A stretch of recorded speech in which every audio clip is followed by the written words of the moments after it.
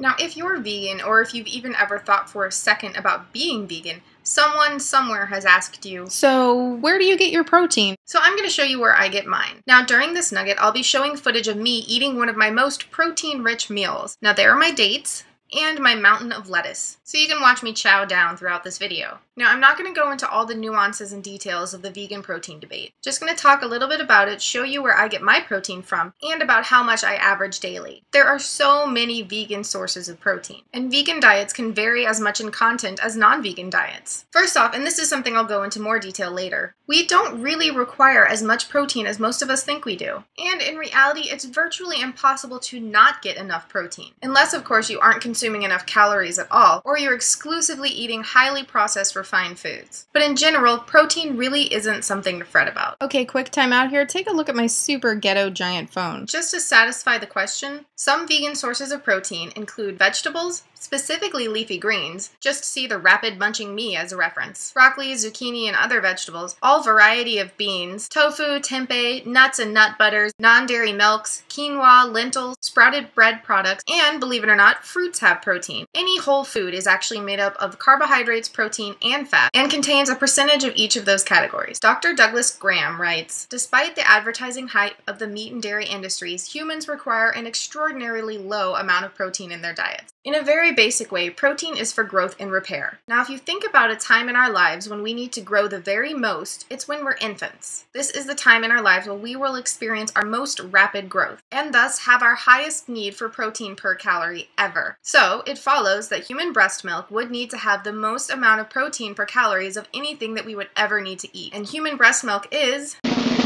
6% protein, which is less than cherries, oranges, peaches, strawberries, watermelon, tomato, cucumbers, potatoes, lettuce, spinach, broccoli, carrots, cabbage, and countless other fruits and vegetables." And now for some stats. The typical U.S. recommended daily allowance is currently 46 grams per day for women and 56 grams of protein per day for men. This is roughly 0.36 grams per pound of body weight or 0.8 grams per kilogram of body weight. The World Health Organization recommends 0.66 grams per kilograms per day of protein and states that this can be accepted as the best estimate of a population average requirement for healthy adults. In all reality, the percentage of protein from our entire daily intake is more important than the grams of protein. According to the longest nutritional study ever conducted, the China study, which was based on over 40 years of research, we require only 5 to 6% of calories to come from protein. The 9 to 10% that has been recommended for the past 50 years has been in order to assure that most people get their 5 to 6%. This study also showed that animal-derived protein is incredibly cancer-causing and detrimental to health in a number of ways. It also showed that plant protein, even in amounts in excess of 10%, showed no ill health effects. Think that you need more protein to build some muscle? Think again of the infants growing extraordinarily on 6% protein. But if you still want more protein, go for it. Just keep it plant-based to avoid some serious health issues. So let's see how my diet measures up. Well, I consumed all of my dates, 2.2% protein, adding 2.4 grams for me, and almost all of my lettuce, 5 pounds of it at least, at 17.4% protein, which added a whopping 28 grams of protein for me. My total protein intake for that day with my other fruit meals added in was 49.8 grams. Which even trumps the US RDA requirements. My overall calonutrient ratio for the day was 88.5% carbs, 6.9% protein, and 4.6% fat. So that's where I get my protein from. Thanks for tuning in, and I'll see you guys next Wednesday. Please visit BiteSizeVegan.com and sign up for the newsletter for free updates, exclusives, and to never miss a nugget.